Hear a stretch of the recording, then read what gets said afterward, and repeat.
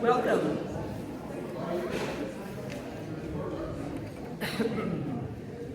So hopefully some of you could see those pictures a ways back. They were celebrating some of the events we've recently done, and we'll be talking more about those tonight. So my name is Jane Dickey. I'm one of the chairs of the steering committee of the Saugatuck Douglas Area Indivisibles, and on behalf of the Saugatuck Douglas Area Indivisibles, you are all welcome. How many of you have been to an Indivisible event or one of these things before? Okay, quite a few of you. Okay, there are also some new folks. So I just want to say a little bit. We are a local nonpartisan grassroots group, part of a national indivisible movement of millions of everyday people. And as I look out, I can tell we are everyday people, working to protect and strengthen our democracy. We believe that when people come together, real change is possible. There's strength in numbers. We welcome new voices and grow stronger as we organize across our communities. We unite across our differences to protect and strengthen democracy that truly works for everyone. We stand against authoritarianism. We stand for our Constitution. We fight for progressive policies and support leaders who reflect our shared values. Together, we'll keep democracy inclusive, accountable, and powered by the people. We are indivisible, with liberty and justice for all.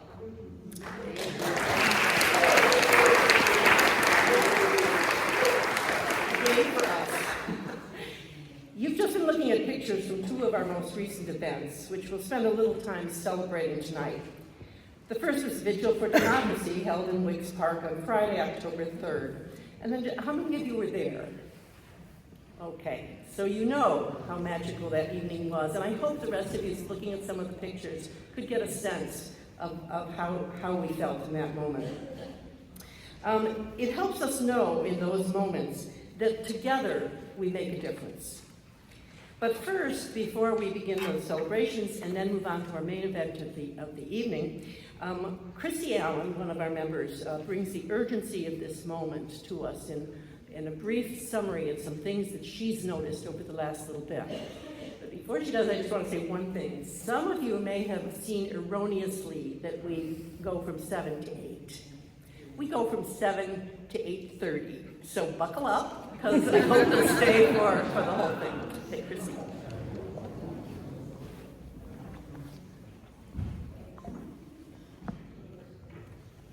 Hello. Hello. All right, let's jump in.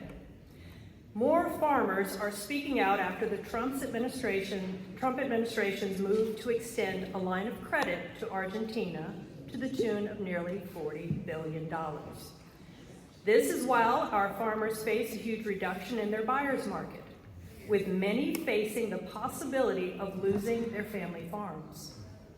This administration is not only loaning Argentina our tax dollars, but Argentina is now one of the largest suppliers of soybeans to China due to the effects of Trump's tariffs. To summarize, our farmers have lost 52% of their soybean buyer market, and Argentina, along with Brazil, now gain that share. And we are loaning Argentina $40 billion in credit. Now, hold on to the tops of your heads for this next part. This loan is on top of the $21.2 billion that Argentina currently owes China in loans. American farmers are clearly not a priority for this administration. Americans are becoming increasingly anxious about the upcoming release of their health care premiums due to the big, bad, terrible bill. Low-income folks on the ACA are expected to see an 18% increase, and those on employer-sponsored programs will see about a 9% increase. We saw more people protesting this weekend than ever before in history.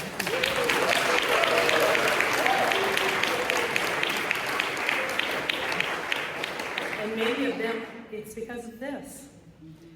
I have to tell you that I was gifted many photos and videos by my Southern Republican family and friends who protested this weekend. The tide is changing, and health care and cost of living is clearly in the forefront of the minds of our fellow Americans. So now for some more good news. In Trump's second term, one of the most effective forms of resistance is happening in the courts. A coalition of lawyers, advocacy groups, and state attorneys general has launched a strategic legal campaign, filing hundreds of lawsuits to block or delay the administration's most extreme actions.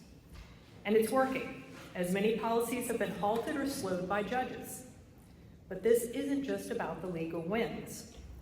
Each lawsuit highlights real people being harmed, and that turns these complex policies into clear human narratives. It shows also a lack of respect that this regime has for the rule of law, despite all of their talking points. Another bit of light in the darkness. Over 30 news organizations, including Fox News, have refused to sign on to the Department of Defense's nonsensical press policy. So far, I have only seen one far-right group, one far-right organization, One American News sign on, and The Daily Show. God bless Jon Stewart and The Daily Show. They are truly doing the Lord's work. I will finish by leaving you with this quote. Choosing to have joy is not naively thinking everything will be easy. It is courageously believing that there is still hope, even when things get hard. And that is my sense of urgency.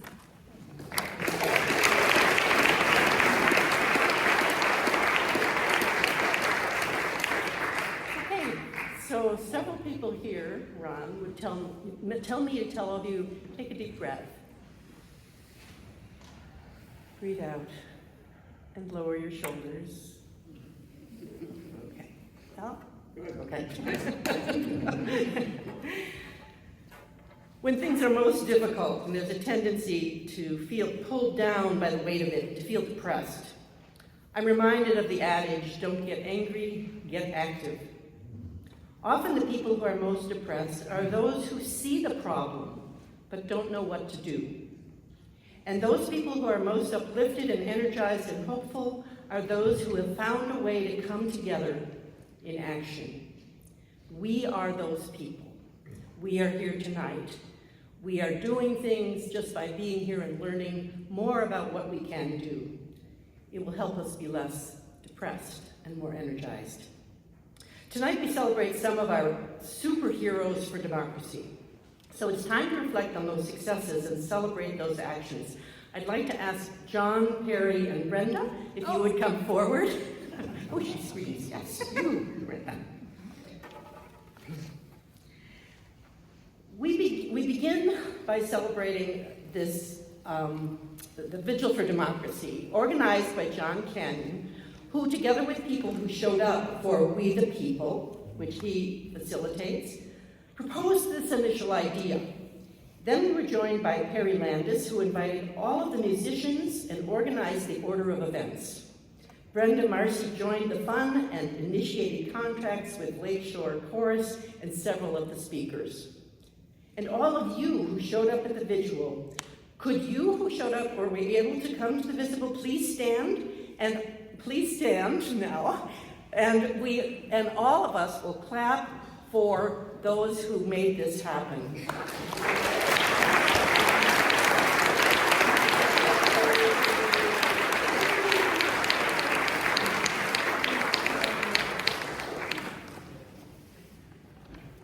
I should point out that even with all my diligence, I misspelled Landis. It's Landes.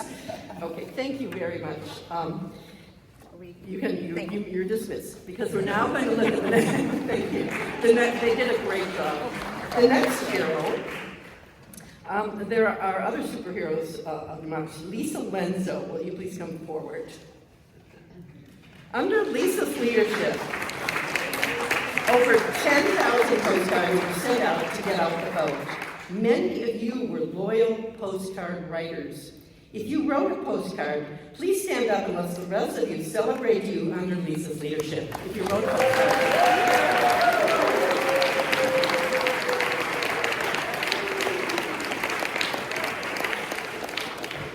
And especially Lisa. Lisa now has some words to share with you about what's coming up. Hi, everybody. Let's see. I want to say thanks to all of you, because all the people who wrote postcards, because it always takes many people to get a lot done. And without you, we wouldn't have gotten anywhere near 10,000. So we're going to resume writing postcards, this time to Michigan, in late November at Blue Star Buns Coffee at our usual times, which you can find on our events page. But there will be two exceptions. In November and December, our usual date lands on the day before Thanksgiving and on Christmas Eve. So instead, for those two sessions, we're going to back it off to Tuesday. I know some people will be out of town, but there's usually some people around. I'll be around. So come join me. And in addition to our usual twice-a-month daytime postcard sessions, I'm wondering how many people are interested in having an evening session once a month, either 4 to 6 or 6 to 8. Can you raise your hand if that sounds like something you might want to do? Okay, we're going to try that. Because a lot of people have come up to me and said, or not a lot, but at least a few said, I'd like to do this, but I work during the day, because our usual time is the least busy time for the place where we do it at, and that's from noon to 2. And they're not open past 4 anyway, so, well, I have to find another place. And then the last thing is, I have just a few letters available to write for getting out the vote in California for Proposition 50. They're out here at this back table. That's to combat the unfair redistricting initiated by Trump in Texas and other states, and probably everybody knows about that.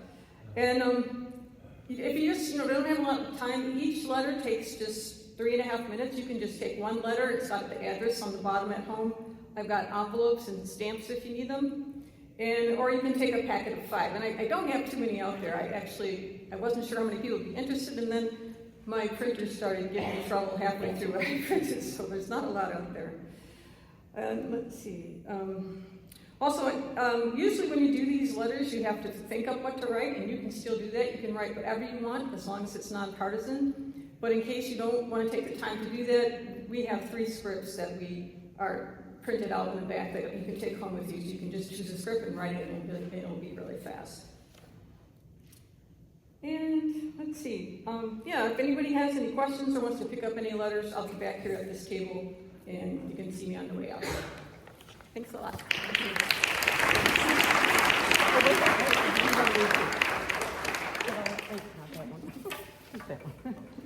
That's just the one. That's you. Oh, okay. Alrighty. We have so many superheroes. Last but not least, we celebrate superheroes Ron Collins and Monica Blacker. Will you come forward, please? Under their leadership, and they'll let you know what was accomplished. If you were one of those that's contributed in some way to support Saugatuck Douglas area Indivisibles, will you please wave your hand? Okay. And let's celebrate all of you and Ron and Monica.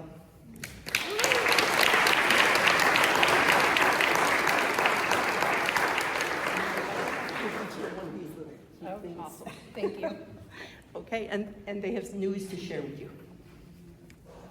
I wonder what the news is. You didn't tell me the news. Oh, I'm the only news kidding. is about we. Oh, Okay. yes. No, we got it. I got it. Monica and I were and are co-chairs, and we started on July 15, going through September 15, and we needed $40,000. And near the end, we only had about $22,000. We said, "This is not going well."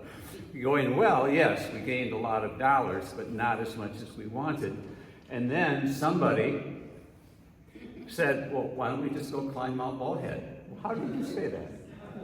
I was thinking back to when you were a kid and you would do things like swim laps or walk around the track for 10 cents. So I am new to the area, and this summer started climbing the stairs as a way to get exercise, and I worked up to 3 rounds, and I said, how about we walk 5 rounds? One of our walkers did 15 rounds and actually thought we were going to do it for 4 hours straight, by the way. In the same time he did 15, I did 5 as the slowest, but we use that as a way to get people to donate money in support of us climbing, and we raised another almost $12,000 We're now at about 33,000, and according to Jane, that's doable. Not exactly what we wanted, but very, very doable. And what we're excited about is there was a $10 donation, a $6,000 donation, and dollars in between, a lot of 10, 100, 200, $50. This was a grassroots effort, and we wanted the number of people to be involved as well as the dollars. So we want to say thank you to all of you. Yes, thank you so much. We still have donation boxes in the back if you want to help us get to 40. We're always going to ask, but look for us to do it again next year. Hopefully we'll have some more climbers. Thank you very much.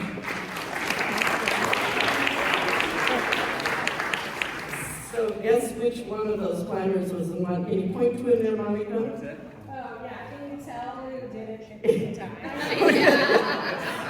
And Ashley did the first round in a hot dog costume. Very quickly realized it was too hot for her. And we do have a picture of Jane at the top, Yes, along with the in the time it took Monica to do 5, I did 1. Anyway, it was a very fun event. The money, and people might wonder about the money, and anybody who wants to see what our budget is and how we're spending it, you're more than welcome. The biggest single items are our work on the web pages and making sure that you get information in a timely way and can get all of that out to you. The second most expensive thing is postage for getting out the thing. And the third, and it's a small amount really, but is giving a donation, a contribution to this church that lets us meet in it every month. So we are grateful for that. So that brings us to the moment that many of you have come for. In moments when democratic institutions are threatened and when pillars of society can either hold up democracy or hold up autocracy, we need to be reminded of who we are at our best.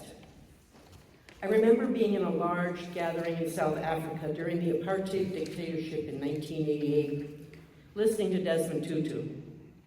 He would begin each such gathering with the words, "Remember who we are. We are peaceful people seeking justice." And inevitably, we were called to be our best selves. When there's a tendency toward dictatorship, we need to resist. Ruth Ben-Ghiat, the scholar who studies democracies and how they become autocracies, speaks of resistance, quote, "We resist to say, this is not who we are. This is not who I am. We resist to restore our freedoms in the present, but also to bring a better future into being. In doing so, we follow individuals in America and around the world who stand up and speak out in very challenging circumstances. Our actions tomorrow will honor them as well." End of quote.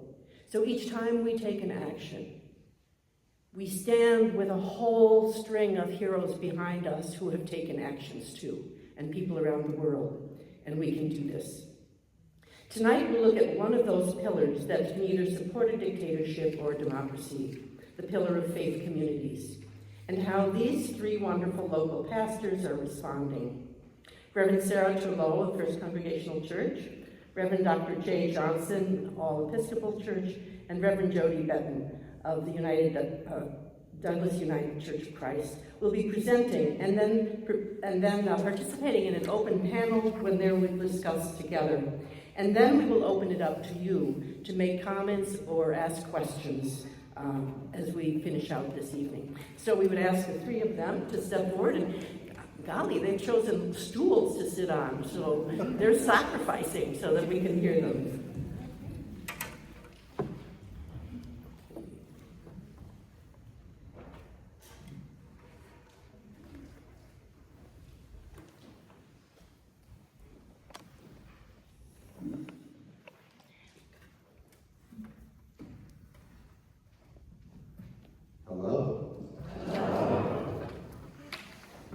My name is Jay Johnson. I'm the rector of All Saints Episcopal Church right over on the corner over there. And I've been here in Saugatuck for 5 years.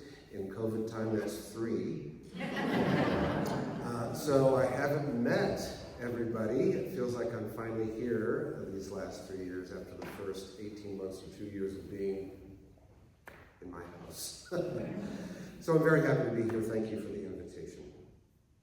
My job this evening is to try to offer some working definitions for what we want to talk about tonight, and some parameters for our conversation, since it could be very wide-ranging and sort of freewheeling. So let me just begin kind of broadly and then more narrowly. So broadly speaking, religion and society, or church and state, as we call it in this country, have always and everywhere been entangled with each other in very complex ways, always. Here in the Americas, whether Puritans in Massachusetts, or the Anglicans in Virginia, or the Catholic missions on the West Coast with the conquistadors, it's nearly impossible to separate neatly what is religious and what is secular. You might recall, by the way, that nearly all of the major 19th century turning points in the United States were debated religiously on both sides, whether it was the abolition of slavery or labor reform or women's suffrage and so on. So yes, church and state have always exhibited a very complex relationship, but today those complexities have taken a new and unsettling turn, as I think we all realize, with an ideological movement that has been called Christian Nationalism. This movement has been percolating for many decades. This didn't just show up like in the last few years. Many decades it has been percolating in this country, but now it enjoys unprecedented political power. While there are multiple ways to define what this is all about, I find the approach taken by the Baptist Joint Committee. I'm agreeing with the Baptists, so make a note in your journal. It doesn't always happen. Actually, the Baptists have been some of the leading voices on the separation of church and state in this country. They've been really great about this. So the Baptist Joint Committee for Religious Liberty has a really helpful campaign, Christians Against Christian Nationalism. I printed out a flyer that has some of their really good insights. It's in the back there. You can pick it up. If we run out, just let me know. I can send you some. So for our purposes here tonight, Christian nationalism refers to a movement that seeks to blend and fuse Christianity with governmental institutions and public policies of the United States. More directly, proponents of this movement would insist that the United States began as a Christian nation and needs to return to those religious roots more fully. Now, a whole wide range of social consequences result from blending religion and nation-state like this, including the active exclusion of all other religious traditions from the public square, troubling views of racial and ethnic minority groups, and strictly defined gender roles, to name just a few. So let's be really clear about the scope here. This is not about whether students get to pray in public schools. You know, that's usually how we used to debate this, right? Can kids pray in school? No. This movement seeks to impose on everyone what its proponents would call a biblical worldview, which includes not only prohibitions against divorce and same-sex relationships, but also the promotion of white supremacy and patriarchal domination, as if these positions were divinely revealed and ordained. I want to let that sit and just sort of sink in there for a moment. If you're familiar with Project 2025 and Russell Voigt, however you pronounce his name, graduate of my alma mater, I'm sorry to say. That document, which is basically the blueprint for the current administration, is basically a Christian nationalist document. So it promotes white supremacy. It wants to take away women's right to vote. It would make same-sex marriage illegal. And it would basically enforce the Ten Commandments in a way that, well, we've never seen, at least in this country. Also, for our purposes here tonight, we understand, mostly, the three of us, and are inviting us to consider that politics, oh, that word, politics, broadly refers to the many ways that all of us navigate public spaces and build communities and relate to each other for the sake of sharing resources and promoting the common good. Politics is obviously involved in partisan debates, you know, how particular parties would approach these matters, Republican, Democrat, Green, Libertarian, and so on. But politics itself is much broader than our partisan debates. Every part of our daily lives is political. Every part of it, including our religious lives of faith. Politics describes the many ways we work, play, and pray together. Now, these working definitions, for the sake of our engagement with each other tonight, rather quickly raise, oh my goodness, a whole host of other questions about key terms like Christian, church, discipleship, democracy, pluralism, diversity. That's just a few. We're not going to try to offer working definitions for all of these by any means, except to note that even the three of us on this panel do not actually fully agree with each other about what each of these terms means or how to live them. And that's okay. That's okay. Diversity is not a problem to manage. It's a gift to embrace.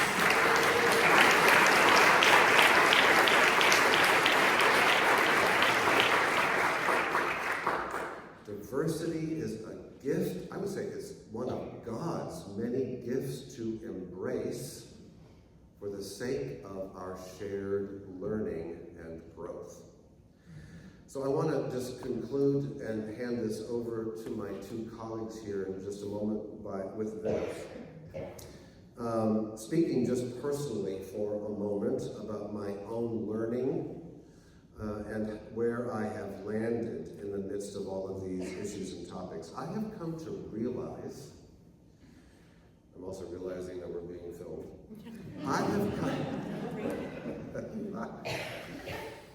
I have come to realize much more clearly, or reach a much clearer conviction, that patriotism is not a Christian virtue.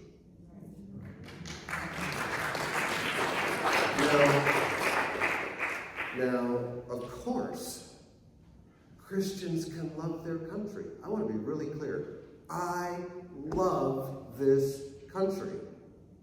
I would not be here tonight if I didn't. And I fully embrace the freedom from tyranny and all the many other values that gave birth to this country. And Christians all over the world also love their own respective respective countries. But love of country is not a component part of Christian faith. In many ways, what all of our many religious traditions offer to the wider society, not just Christians, but many others, is to try to be the voice of conscience within a particular country. So I think that faithful, by the way, if you want a counter view, there's certainly a counter view to what I just said. There's a really fascinating organization called Evangelicals for Democracy.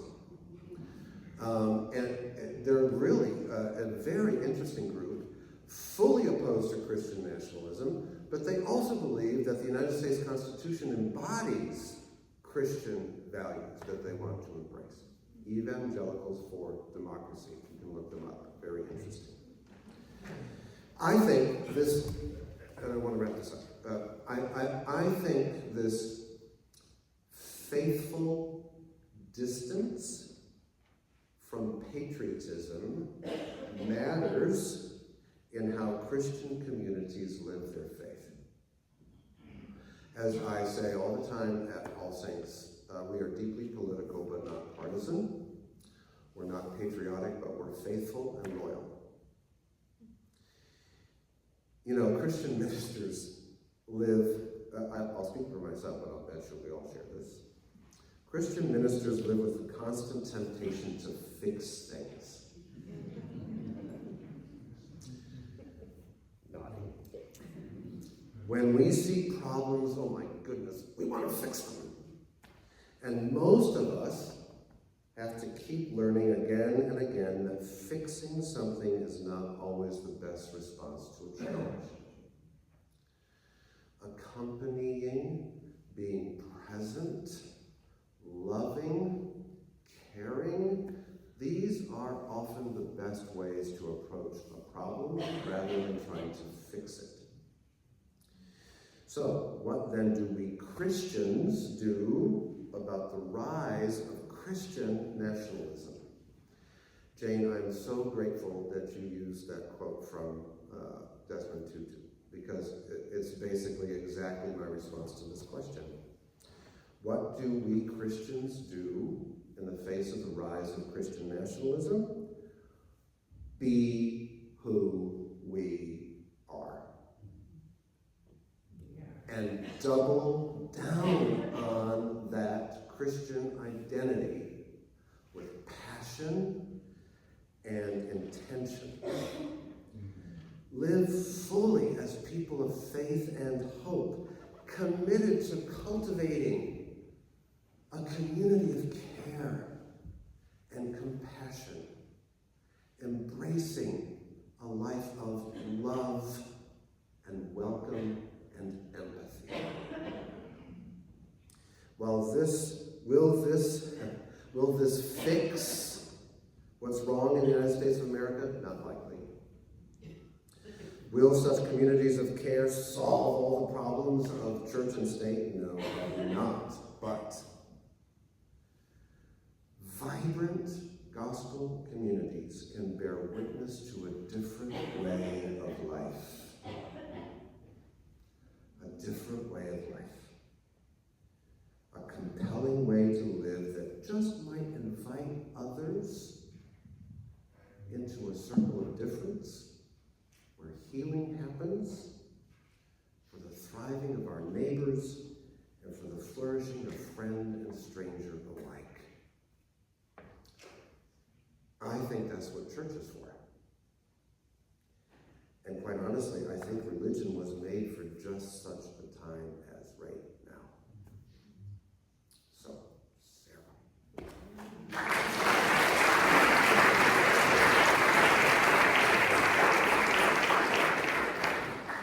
Thank you, Jay. I am Reverend Sarah Terlouw. Next month, I celebrate 10 years here at the church, which in COVID years is 8, right? Yes, exactly. Taken too long.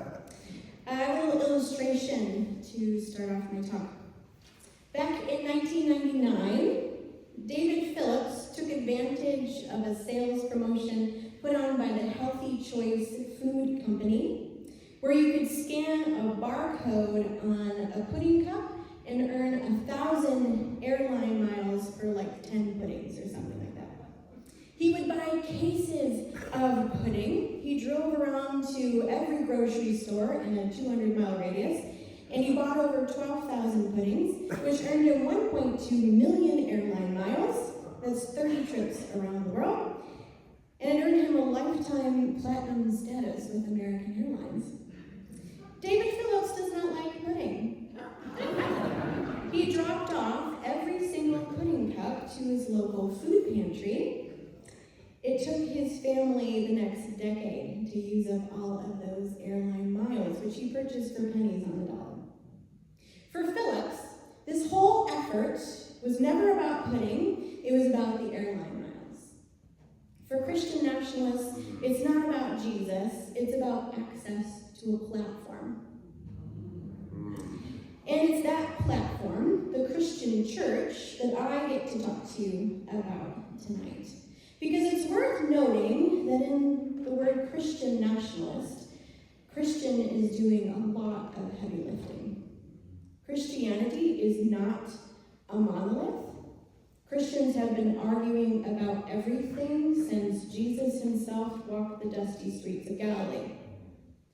If you think of the Christian church as like a tree with common roots, there are three major trunks that grow up from that tree: the Catholic Church, the Eastern Orthodox Church, and the Protestant Church. And each of those trunks then branch off into dozens, hundreds, even thousands of unique movements. Each branch is part of that common tree that is Christianity, rooted in the Bible, but each branch is its own thing. The reasons why there's so many little branches is wildly varied. They come from conflict and theological disagreements. They come from the inspiration of the Spirit, or just people being people over the course of 2,000 years. Isms happen. For example, the Congregational branch broke away from the Episcopalian branch back in the 16th century in rather dramatic fashion. Several people were burnt at the stake for it. Pastor Jody and I, we are both Congregational ministers, but our churches at the denominational level broke off from one another in 1957.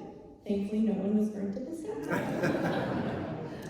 And even though our worship styles and communities look different from each other, we have more in common than we don't.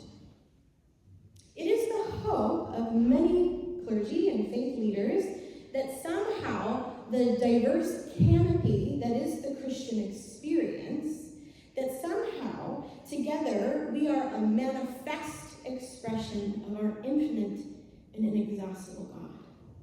That somehow, on our best day, Christians everywhere might express something of God's love in a very messy world. That is the broad, hopeful vision of the church, that tree. But things get really sticky when you think about the motivations and the urgencies that are distinct to every different branch. Because every branch will have its specific motivations and matters that they find urgent as they seek to faithfully live out the scriptures. And that's not a bad thing, but it is a huge responsibility. I can fairly confidently say, that for those of us on this stage, in our congregations and in our preaching and in our leadership as pastors, among many other things, we all value deeply justice, the dignity and worth of all people, the hospitality that is unique to Christian friendship. We value compassion towards the marginalized. We find the stewardship of God's creation to be an urgent matter. We take prayer seriously. We take the teachings of Jesus seriously. And we take the wounds of sin seriously. These are all deeply rooted biblical teachings, and it motivates our ministries. What we teach and value as Christians is informed by a lifetime of study in the Bible, as well as it's informed by our personal experiences, informed informed through the wisdom of our traditions, and is informed by our conscience and our reason. But different branches of the Christian tree have different motivations and different urgencies. If, and this is a very big if we consider Christian nationalism to be its own branch of the common Christian tree, they do have distinct motivations and urgencies, informed by their experiences, their reasons, their traditions. Consider their narrative. They believe that our nation was founded uniquely Christian. And because of that, God blessed America for far more than any other nation in the world, making her exceptional. God ordained America to be that shining city upon a hill. But they believe that that is being threatened. Their version of America is being attacked. Liberalism, secularism, feminism, gay rights. They name it as evil, say it's sinful. Their exceptional, God-blessed America is under attack, and so they ask Christians, shouldn't we be fighting back? They feel that it is sin that has gotten a hold of family life and education, media and government, and their urgency is working to bring our country back to repentance, to turn it around, so that God might bless America again. Christian nationalists talk very little about life with God, and they talk a lot about the blessings that they expect from God. For Christian nationalists, going to Sunday worship can be a war muster. Bring the people together to praise, yes, but then prepare them for battle for the other 6 days of the week. Christian nationalism, in some ways, is a legitimate Christian identity, part of the tree, because there are people genuinely trying to be faithful to interpretations of Scripture, but the branch begins to fracture from the tree when they're motivated by a cultural ideology and political framework that is not core theology, and it's not rooted in biblical teachings.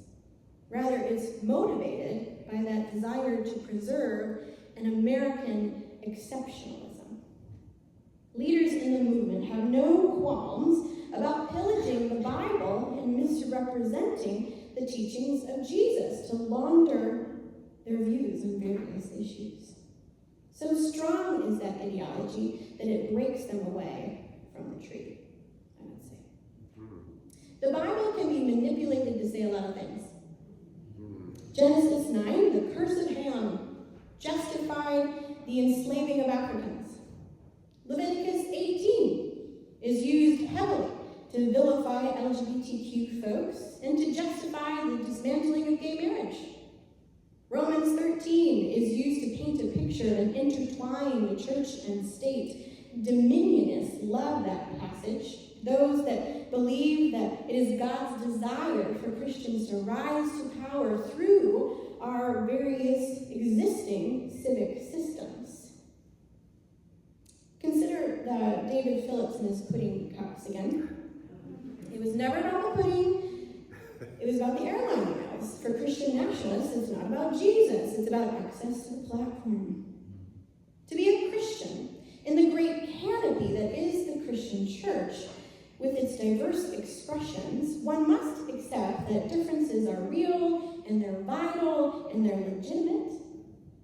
Remember what I said, the hope of the church is, in a big way, that somehow, together, we might be this manifest expression of an infinite and inexhaustible God, but in a small way, that somehow, on our best days, Christians everywhere might express something of God's love in a messy world.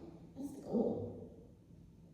Yet what we are seeing today through Christian nationalism is an agenda being laundered through the language of faith and that earnest hope of the church.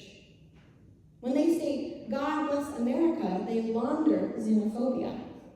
When they say, we're pushing back at sin, they launder white supremacy. When they say, we are ushering in the kingdom of God, they launder a lust for power. When they say, come, worship, they risk a January 6th. It's not about pudding cups, it's airline miles, it's not about Jesus, it's about the platform. Christian nationalists steal the scripture and take our land and agenda. The Christian Church is a powerful platform. There are almost 200 million Christians in this country. The Christian platform can be activated to push through a troubling ideology, or it can be activated for the purposes of God's love and justice. Consider with me post-Civil War America. Reconstruction in the South was failing.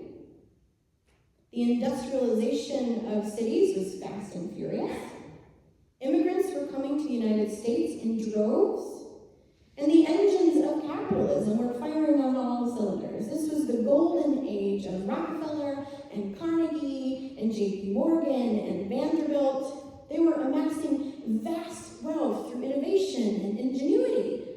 But this was also the age of factory work, where a man might earn $1 a day, or a woman 50 cents, or a child 25 cents. Wealth disparities were stark. Living conditions in cities were horrendous. Rents were high. The time was ripe for an opportunity for the church to be activated for the cause of the common good. And so the social gospel movement began. Washington Gladden, Walter Rauschenbusch, they led scores of pastors and theologians and Christian movers and shakers who sought to give voice to the experiences of the exploited and oppressed that they were seeing. Between the years of 1870 and 1910, the social gospel movement championed a living wage and collective bargaining, a 40-hour work week, worker safety, child labor laws. They championed, for the first time, birthright citizenship to protect newly freed blacks in the South. They demanded an elected Senate rather than an appointed Senate. They pressed for the launching of the Food and Drug Administration to protect quality food. They demanded an income tax on millionaires, and so much more. Jane Addams, the mother of social work, she launched her Hull House to give immigrants a chance to get their feet under them. Ida Wells, she documented lynchings and begged the nation's attention. Henry Ward invited churches everywhere to develop social creeds based on the golden rule: do unto others as you would have them do to you. The social gospel movement was a strong era in Christian voices, where clergy used their pulpits successfully for political purposes. They activated the church to insist on policies of compassion and protection of the most vulnerable, motivated by what I would say was a faithful interpretation of Scripture.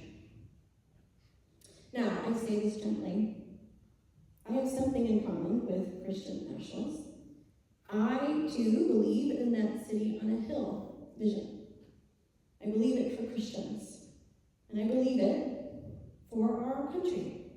I believe that collectively, our citizens' commitments to life, liberty, and the pursuit of happiness can shed a kind of moral light in foggy places. And I also believe that that is under attack and that Christians should wrestle with that. And I see Christian clergy and influencers and folks in the pews activated to use their pulpits and use their platforms in very courageous ways. Christian nationalists twist Scripture, steal our language of faith, and that threat is real and it's being felt in the pews. But in the meantime, our congregations work really hard to care for the marginalized, to bring support to the lonely, to protect access to art and poetry and music and community and joy, to be a place for conscience and service, and to be places of worship and prayer and study. And I dare say that America doesn't need any more revivals to crank out yet more Christians, but America, what we do need are Christians to be exactly as Jesus asked us to be salt, to be light. And I'll pass it over to Jody.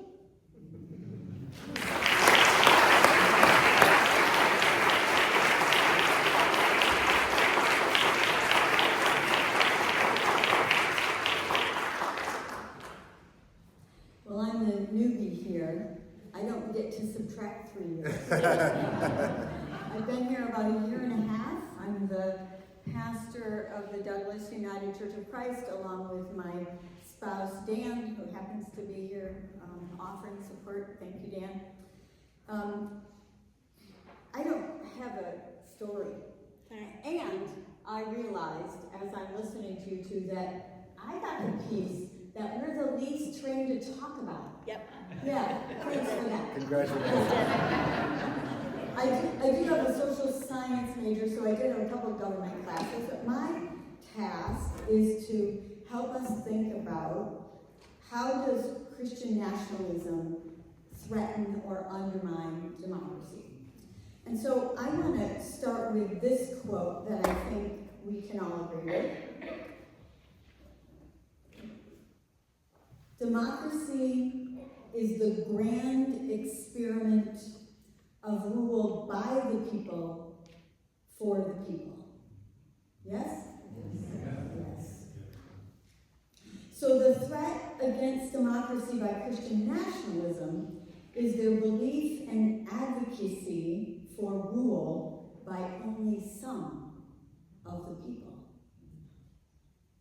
I want to point to Samuel Perry, Oklahoma University, and others on the Public Religion Research Institute, and Andrew Whitehead, Indiana University in Indianapolis, co-founder of Society for Scientific Study of Religion, author of books highlighting the damage to democracy due to Christian nationalism. As my colleagues have said, this movement has always been part of American history, but gained power in recent decades, even before the current administration, and it's been clarified for this moment in Project 2025.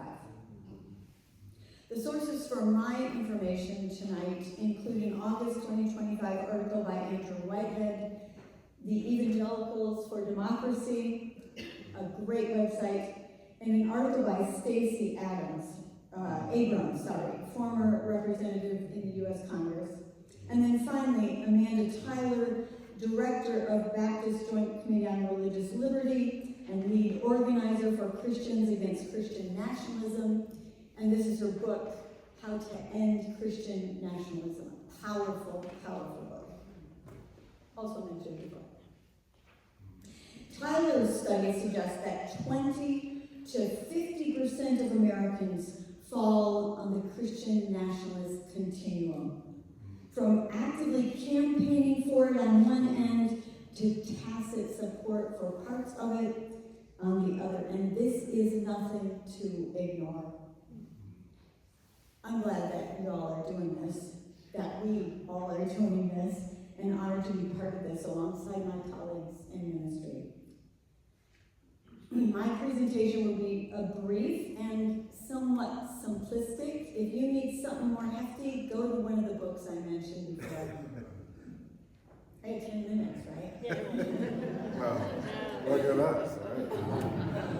I hope you would agree, generally, that a healthy democracy includes widespread, educated civic participation, free and fair elections open to all, equality across civil rights, and an appreciation of democracy, of diversity. So these four big picture effects. One, the effect on the rule of law. Since American independence, our nation has been rooted in the rule of law, not the rule of kings. In our representative form of democracy, we, the people, hold the ultimate political power, and our rights come before the state. The will of the people provides the legitimacy for our system of government and our laws. So protecting democracy is not a form of partisan politics. It is how we stop oppression, fight extremism, maintain a free press, and ensure that citizens have the right to vote, free assembly, free speech, religion, and to petition the government. Our democracy is the framework for literally every right we hold dear. Christian nationalism promotes the idea that some political leaders are justified in bending the rules, to advance their values, or may break the laws because the laws don't satisfy their ideological needs.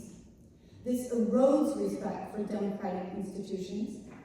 Increasingly, the executive branch has acted on its own, writing executive orders that undermine the rule of law, and I would point to Rachel Maddow's book, Drift. This is not a new movement. And I would point to the protest this past weekend. How many of you were in one? Yes? 2,700 events, including upwards of 7 million people, because democracy was founded on the idea of no can't even say the word. King, no king. Authoritarian. 2, religious freedom. One of the core values of democracy is freedom of religion. Christian nationalists back autocratic political leaders who espouse their religious values. In a diverse society like the United States, democracy is supposed to represent the interests of all the governed, including people of different religious faiths and people with no religious affiliation at all. That mix of tolerance and caution is built into the First Amendment, called the separation of church and state. Congress can't interfere with people's religious freedom, and it can't establish a state religion either. Christian nationalism adherents seek to merge Christian identity with national identity, challenging the First Amendment's Establishment Clause that prevents the government from establishing an official religion. The tradition and constitutional legacy of the separation of church and state is intended to protect the state from religious takeover and religious communities from state oppression. Christian nationalism efforts pose a threat to the basic protections of the First Amendment by attempting to establish Christianity as the official religion, or to call America a Christian nation. Since democratic institutions are by definition governed by the people, as populations become more diverse, their institutions become less naturally reflective of a Western European heritage and so-called traditional values, and reflect instead the diversity of the people.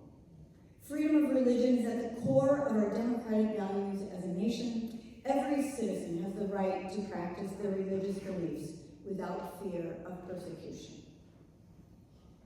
Number 3, other threats to our constitutional foundations. Christian nationalism's core tenets are fundamentally at odds with pluralistic democracy and its constitutional guarantees. Healthy democracy protects the civil rights of all citizens and encourages diversity. A vital aspect of Christian nationalism's power is the belief that their vision for the nation is willed by the Christian God. When the cultural commitments of Christian nationalism can be legitimated by an all-powerful supreme being, nothing can or should stand in the way, in their view. Christian nationalism promotes the idea that only true Americans are Christians, framing others as outsiders or second-class citizens who don't deserve the same rights. This ideology has been used to justify, as Sarah mentioned, discrimination against religious minorities, LGBTQ plus people, and women by citing religious liberty claims. The views and desires of groups or people who do not align with the preferred markers of true citizens become irrelevant or even an obstacle to the path of God. Christian nationalism beliefs create increased political polarization and societal division. By creating an us versus them worldview, Christian nationalism exacerbates existing political and societal divisions, social divisions within society. The ideology becomes intertwined, as was mentioned, with racial, ethnic, and political identities, leading to greater hostility and distrust between political groups. As a result, Christian nationalism frames political disagreements as an existential battle between the Christian nationalism worldview and growing racial and religious diversity, or between good and evil. Not one preferred way of being versus another. Number 4. For a healthy democracy, free and fair elections are required. Christian nationalism's views equate participation in civil life as a privilege, not a right. Christian nationalism embraces an historical narrative of the U.S., as was mentioned, being created by white, male, Christian, able-bodied, heterosexual, land-owning capitalists, a particular people. It is this particular preferred group of people, they believe, who should be guaranteed the right to full participation in democracy. These Americans are the only true citizens. Civic life is seen as a privilege of the deserving, not as a right for all. This explains why recent national surveys show Americans who embrace Christian nationalism are much more likely to believe that voter suppression is not a real problem, that the U.S. makes it too easy to vote, and that voter fraud is rampant. They also support measures to disenfranchise individuals who could not pass a basic civics test, who've committed certain crimes, or listen to this one carefully, women, people whose last names don't match their birth certificates. Americans who embrace Christian nationalism are comfortable with engaging in political violence to oppose an election result they disagree with. We watch that happen. Many say they would support unethical leaders who would enforce their particular vision of the country. Some even say they're willing to fight to preserve a white Christian country. Citizens and political leaders who embrace Christian nationalism still believe they're supporting democracy. To them, participating in democracy is reserved for the true Americans, and true Americans fit the cultural commitments and identity markers mentioned before. So by this logic, keeping certain groups from participating in democracy is actually protecting democracy. So what can we do? I'm going to refer to Amanda Tyler in her book. She has 8 steps. They won't require a minute each, I promise. Number 1, name and understand the threat of Christian nationalism. Exactly what we're doing here. Seek to understand what's happening. Number 2, ground yourself in love. And I would add, ground yourself in love and hope and mercy and liberty and goodwill and joy and gratitude and creation and community. Amen. Step 3, denounce violence. Period. Full stop. Number 4, commit to the separation of church and state. One recent amendment to the Johnson Act of the Tax Code permits nonprofits to advocate for candidates, and because churches now are families, they can advocate for candidates.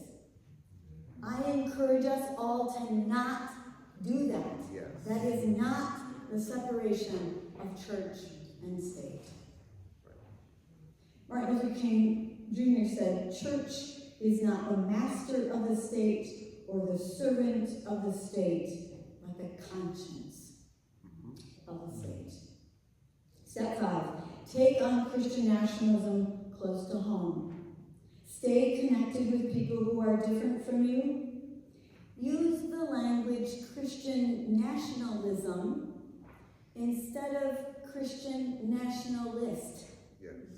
Christian nationalism is an ideology. Christian nationalist is a person.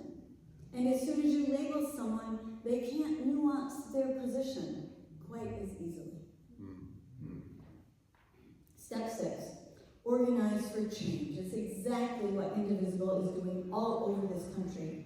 Teach people how democracy works, advocate for a thriving democracy, protest injustice, connect with civil leaders, listen to the disenfranchised, BIPOC folks, your migrant neighbors, support organizations doing good things. Number 7, protect religious freedom in public schools. She advocates for it. Step 7, take your place in the public square.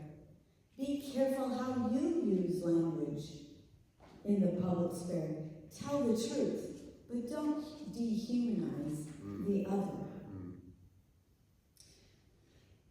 These are complex issues. There are no quick fixes, but everyone can do something. And we cannot sit back and wait. Amen? Amen.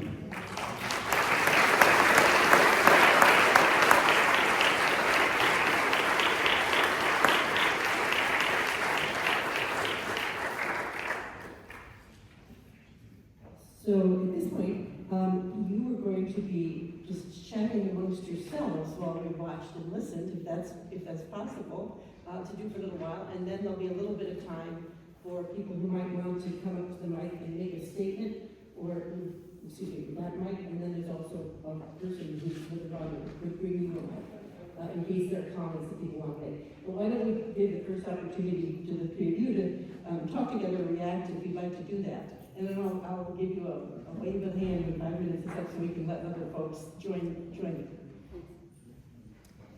When Jane asked if I had anything to say about Christian nationalism, I'm usually the tech grunt at these things. I just kind of help set it up. But when she asked that, she followed up with a question, a wondering that she had, and I've been thinking about this. I'm going to put this up there to you too.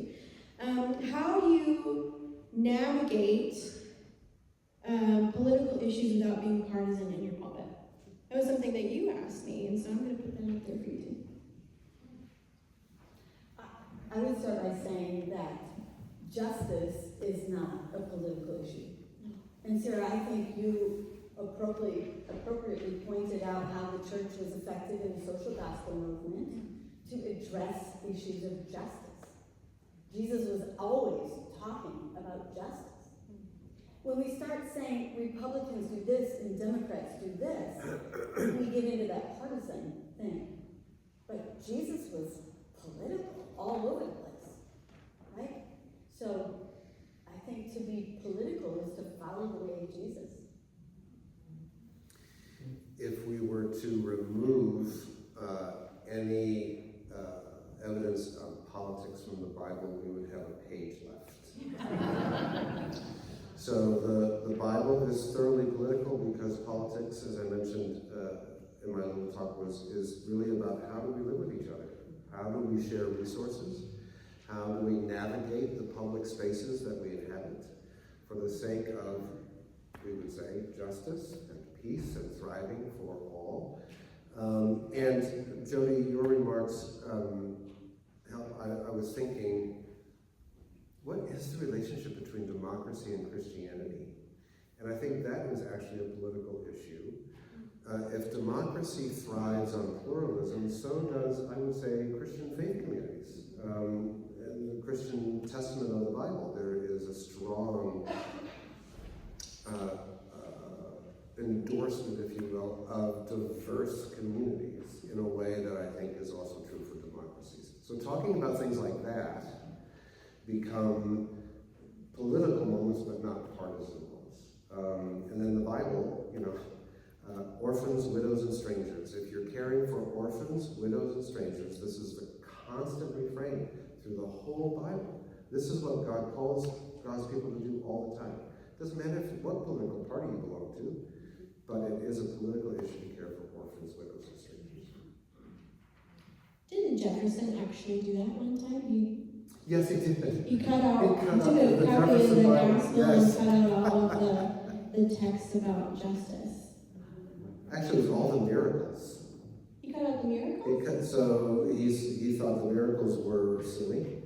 And so he basically removed all mention of anything supernatural and miraculous from the New Testament. Oh. That was the Jefferson Bible. It doesn't take you long to read. Jesus had a lot to say about how we treat the stranger. Yeah. Jesus had a lot to say about access to health. Jesus had a lot to say about pushing back against an occupied people. Right. That was the context that he preached in. His world was occupied by the Roman engine. He had a lot to say about all those things, and they're deeply political issues, and they are not to be avoided in the pulpit, but handled with courage. Knowing what happened to Jesus. So there's, there are prices to be paid for taking positions of justice and compassion and empathy for those who you sometimes might fear, the stranger, right?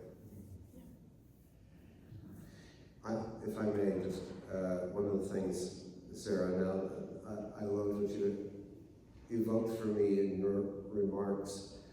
I now will never stop thinking about religion laundering, so like money laundering, right? So this notion that Christianity becomes the vehicle for something other than what Christianity is about. But I was thinking, so yes, there are nefarious leaders who are religion laundering, trying to get something with the Christian platform that's not really Christian. And there are also those who sit in the pews, or others, who really believe this is Christian faith. So the challenge is not only to refute, I think, I'm just thinking out loud, the challenge is not only to refute the launderers, but to offer those who are looking for a genuine expression of Christian faith in troubled times. What do we do with those who might have that pulled out from under them if we expose their leaders to be launderers? I don't know. So that raises for me something that Stacey Abrams talks about in political work. She talks about educate, activate, agitate. But I think that education piece has become doubly important in the church today. Right? People think that certain theological principles are implicit in the Bible and not made up by people who are interpreting the Bible. Right? And so we as Christian people don't even know our own history. We don't know the social gospel from the late 1800s. It's so important. We haven't seen how the church has grown and changed and matured and branched off, and there's truth in every one of those little branches. It's why they're alive, right? So I think that education piece has become really important, and then the modeling of community, right? Just loving people up, because people are anxious right now. People are hurting and anxious. And so if we can just make a space to invite people in, to listen, to smile, it doesn't have to be a big deal. It's just treating people like human beings. Absolutely. The Desmond Tutu quote, remember who you are. I love that. Isn't that in The Lion King?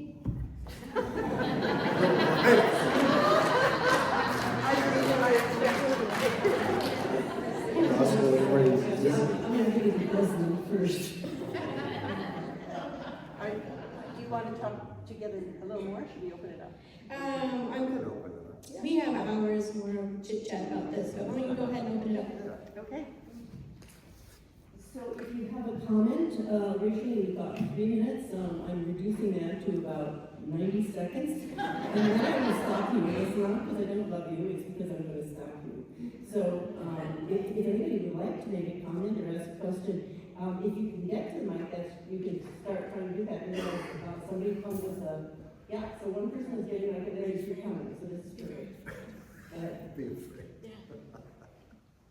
So why don't you begin up here, and then we'll go to the one in the back. That's you. Me. That's you. If we attend a Protestant church, Bring mine up to you. Sorry, I said that to my hair.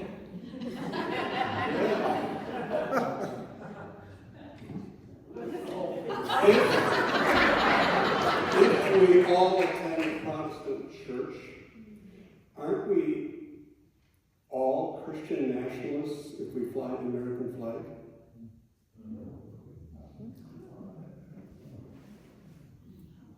I'll talk about this later at home. Do you want to know who that is? These are all separate cars. Anybody can take that. Anyone can take that, yes. This is why we started with trying to offer some working definitions for what we're talking about tonight. So Christian nationalism, putting those two words together, have a very particular meaning about fusing a particular view of Christianity with the governmental institutions and public policies of the United States. That's what we mean by Christian nationalism that we're talking about tonight. There are all sorts of other ways of thinking about our relationship to the nation state, to the United States, to our country, to our society, our values, our culture, that are either consonant with or contrary to what we value in our faith. So it's also important, I think, to remember that the word nation, even though it appears in English versions of the Bible, is a very modern word and concept. Basically just a few hundred years old at best. And so the notion of having a nation state to which we belong and to which we give our loyalty is a very modern, even Western idea that needs very serious, I would say, Christian analysis and religious critique. We're now expected to give the kind of bodily loyalty to the state that used to be only deserved by religion. And so that is a brand new kind of relationship that we're living with in the modern world that usually goes unexamined in a country like this one where religion and society have been so deeply intertwined with each other. I'm rambling now, Dan, sorry. You'll be talking about that later. The question was the flag in the church. So anybody else want to take that? I think that it's an important question for churches to wrestle with. I think there's no right or wrong here. I think that there are churches who have flags in their sanctuaries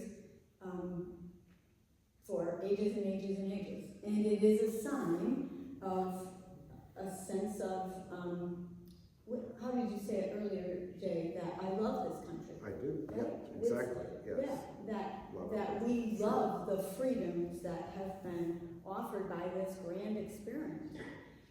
And so wrestling with that question is important. What does that flag mean in the sanctuary? I think that's an important question.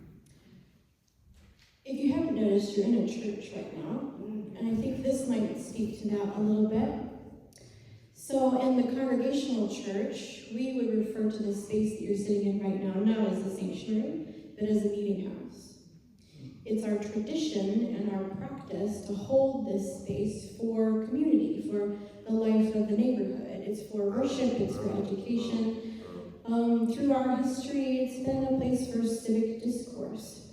And so in the Congregational Church, in our church, we deeply value that, which came up in conversation when it was like, hey, do you want to host a local Indivisible group?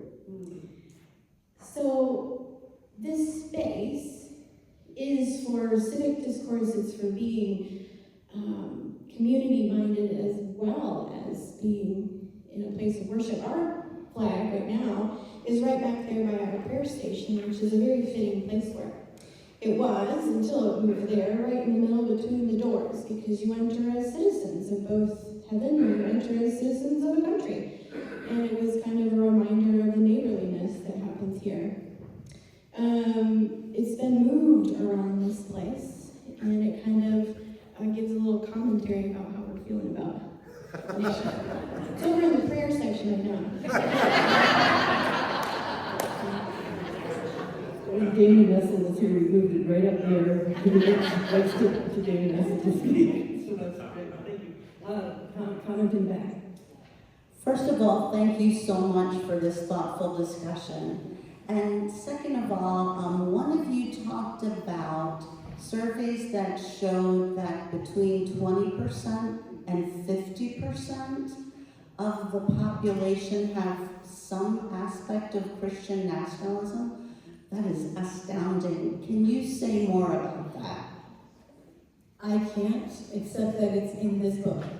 I mean, this is Amanda Tyler's research, and so, I mean, she's the expert right now, so I trust. And I think that we have to remember that's a continuum. I mean, she actually uses the language about believing, I forgot, something about believing in parts of Christian nationalism. So I think there's a lot of people who, if you described it the way Jay just did, they would say, no, that's not what I think. Do I think this nation should be more Christian? Yeah, right? So they would agree with certain parts of, yeah. Pew did a study that released results in 2023, listing a lot of data and exploring that further. So if you Google the Pew Research Christian Nationalism, some really great statistics will pop up. And it does get, I really appreciate the continuum image and the spectrum image, because it does get blurry. It gets very messy. As I said in my remarks, I really do fully embrace the freedom from tyranny and other values that gave birth to this country. Does that make me an adherent to Christian nationalism? Well, not really, but I mean, sometimes it's hard to distinguish between a value that we want the country to embody and a value we think is derived from the gospel. And if they overlap, well, all the better. But then where does that put you on the spectrum? You know, that comes in. I just want to say, I think this is one of the best programs we've ever had, and I think the three of you ought to think about going on the road.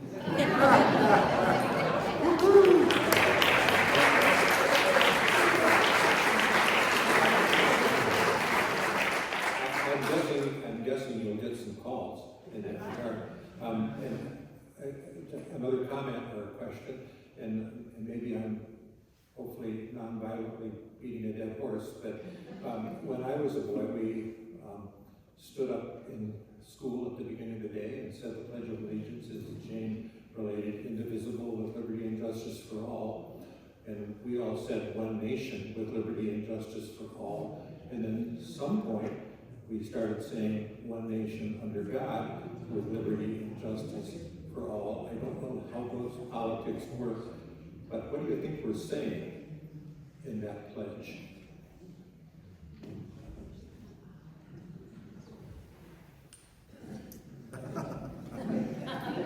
So,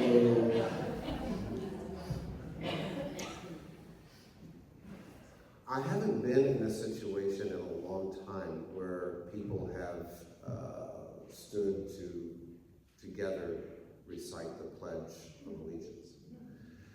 And what I'm just now realizing is I'm not sure what I would do in that situation. Because I really do believe that my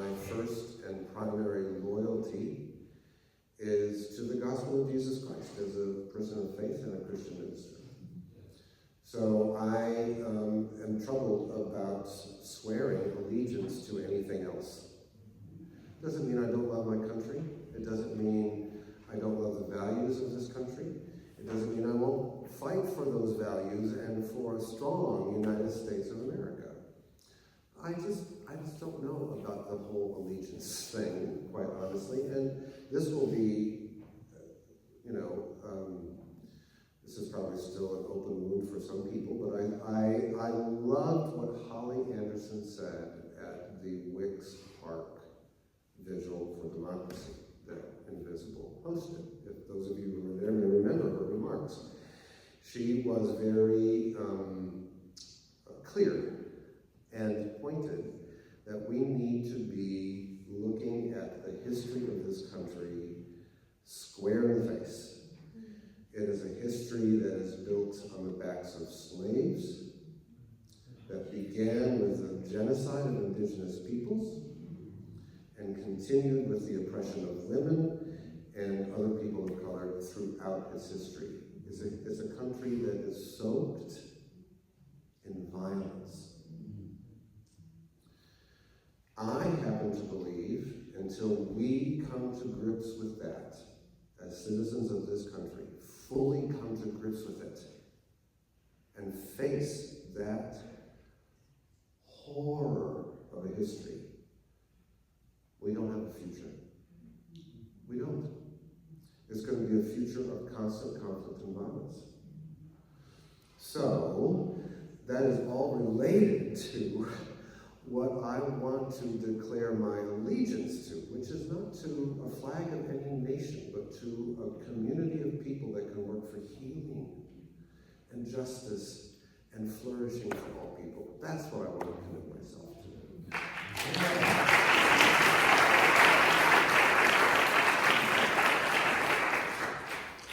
For me, there's a feeling in there. I remember being a Girl Scout growing up, and we would say the Pledge of Allegiance at the beginning of our Girl Scout time. And then my sisters who were Catholic, they would then cross themselves and salute. Like, it was really kind of a dance that they did. But when I say one nation under God, this is probably my Sunday school training kicking in, but it reminds me of my true citizenship and where my morals lie. And that is in the gospel, and ultimately I'm accountable in my heart and in my mind to my Lord. And that, whenever I say the pledge, that's always kind of how it rolls off me. That like, I am a citizen and a child of God before I'm a citizen of this nation. That's always how it feels. I think it's so fascinating that the three of us have different ideas about this, and really I just respect what both of you have said. And I hadn't thought until you just, I don't know where you went, until you just asked the question. I went to a parochial school where we said the Pledge of Allegiance every morning. I mean, that just kind of blows me away right now. Right.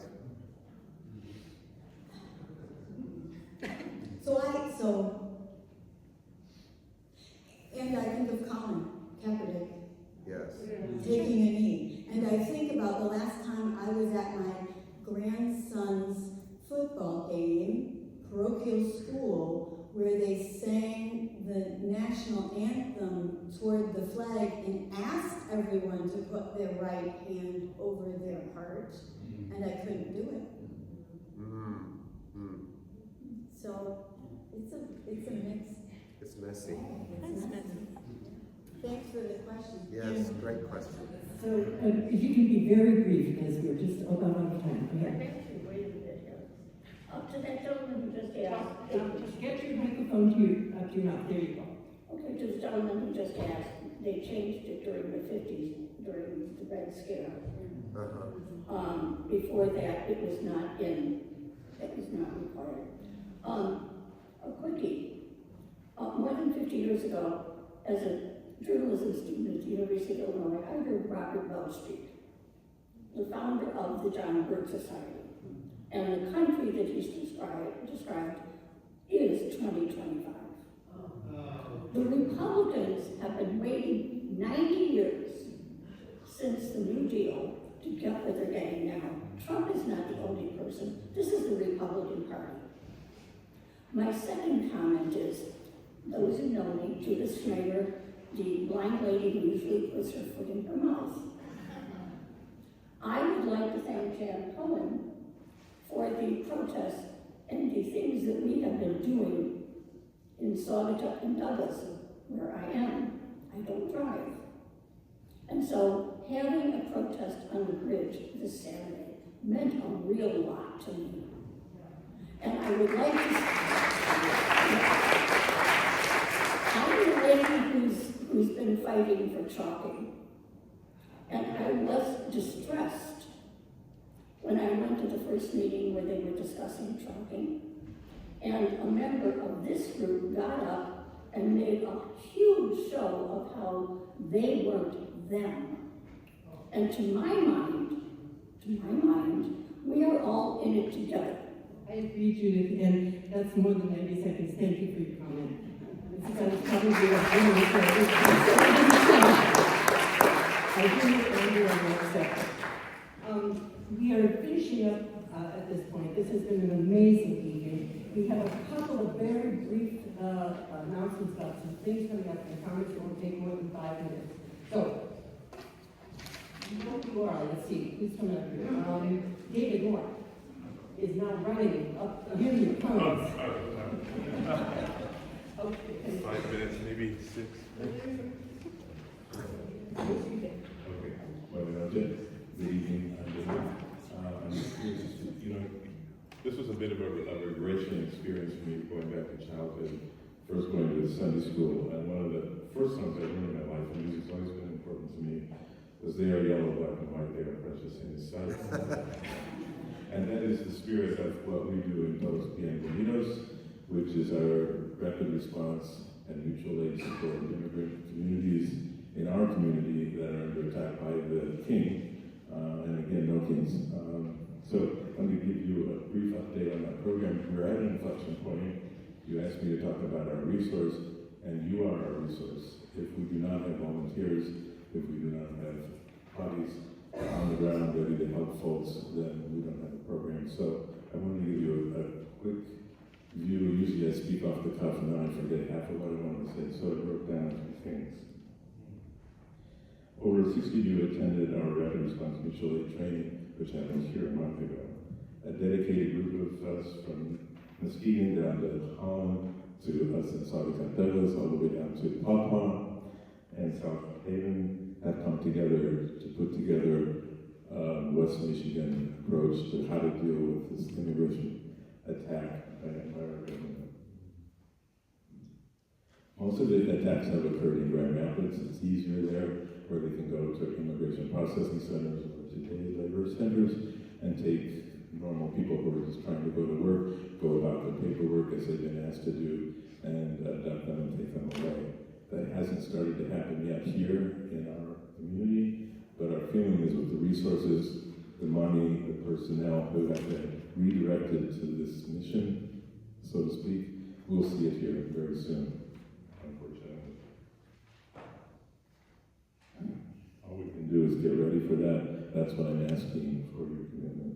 A number of you who are bilingual have already stepped up, formed a call-taking and dispatch team. Those have worked hard to develop protocols that ensure safety for our volunteers and determine how we can respond and interact around government enforcement officers, documenting but not assuming personal risk, not putting targeted communities at increased risk. Those are very important premises for us. Others are handling the data-driven tasks of logistics management, communications, and training. I'm so very proud of our small team that put this work together. Hope Church in Holland has housed for us a 501c3 qualified rapid response fund for our mutual aid support. That's tax donatable dollars that you can donate directly to Hope Church for that fund, and it will support the folks that we are supporting. We weren't totally happy with the first training that happened here by the trainers that came from Grand Rapids. So we are offering additional training. We're doing this ourselves, better focused on who we are and who we protect. That is scheduled for here on Tuesday, November 11th at 7 p.m. Before that, we have scheduled on the weekend of November 2 sessions. The first one will be in Harry Historic Library from 1:30 to 3:30 on Saturday, November 1st. The second will be here in Douglas Saugatuck Library on Sunday, November 2nd, 1 to 3. And what we'll do is help people get Signal Chat put on their phone and get into the Signal Chat rapid response and dispatch so that you have access to participation.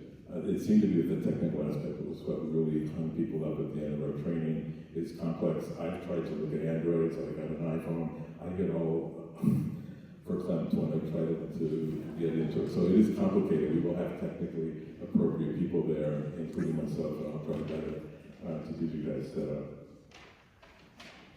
One final word. Whether you see this as the truly Christian thing to do, which I believe it is, or what a neighbor does to protect their neighbor, or because you are a caring professional individual whose life has been about caring for what happens to others, or because you believe in doing for others as you hope they would do for you.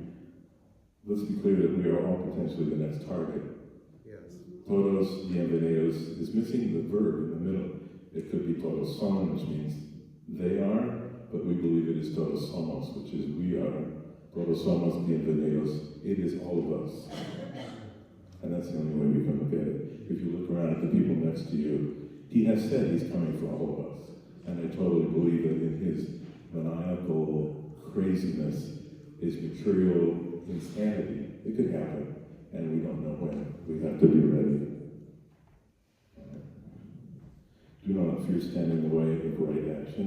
Our task is to keep you safe, and our training is designed for that end. So please become an effective force for good. As we come close to the Advent season, I had the thought, as you guys were talking, that we have a choice. We can either look at what's coming as a season of love and mercy. We can look at it out of fear as something that's going to be filled with balance and misery. It's really up to us to be the guardians to prevent the latter and shepherds to bring the former. And I think we can do that together. So thank you very much.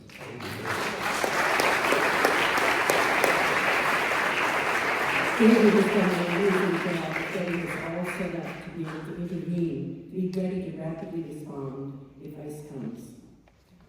Next. Just very quickly, I am Craig Hudson. I am the volunteer coordinator for Indivisible Group. And as such, I'd just like to take a bit of time to thank every volunteer that has helped us beyond those that were acknowledged earlier.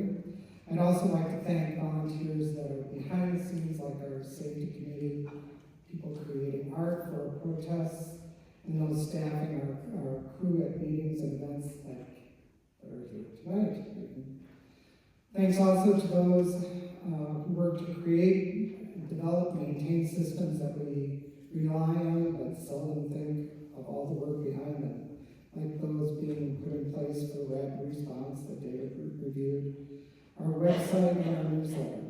I'd like to make a special thanks to Robin, who created our recent newsletter, and if you haven't checked it out, you should really see it as a beautiful thing that she worked very hard on. In the future, I just want to give you a heads up to what's coming up. What's coming up is voting. Okay, we're going to have a voting initiative that we'll be concentrating on, and for that we'll need volunteers for voter registration drives, candidate forums, canvassing, hosting canvassing meetings, hosting overnight lodging for out-of-area canvassers that will be helping this area because they feel that our area is very vulnerable. We can win this election that's coming up. It's going to be a very busy year ahead, so gear up. Thank you. And finally, Senator has a real quick statement about what's coming up, and we hope many of you will join us. I can promise real quick. First, I want to thank you. You gave me so much to chew on tonight. This was just an incredible evening. And if you thought this was fantastic, you need to come to the next We the People talk. We're going to continue this conversation and go even deeper. So the next We the People talk is on Tuesday, next Tuesday, October 28th at the Douglas Library from 10:30 to noon in the study room. So please come and join us. So if that isn't clear, we're going to talk about this panel, and what were your thoughts, and how did it affect you, and how do you relate to it? So please come and talk, and also realize that it was John's group that brought you the vigil. So things happen in those groups, please come. This has been an incredible evening. I just cannot thank the three of you enough. I like raising money for you to go on the road. As long as you promise to come back. That would be great. Anyway, it's been a good evening. Thank you all for sitting here so patiently. Thank you for being here. We will make a difference. We do make a difference. We can leave here empowered and energized. We do not have to be depressed. We won't get angry. We'll get active. Good night.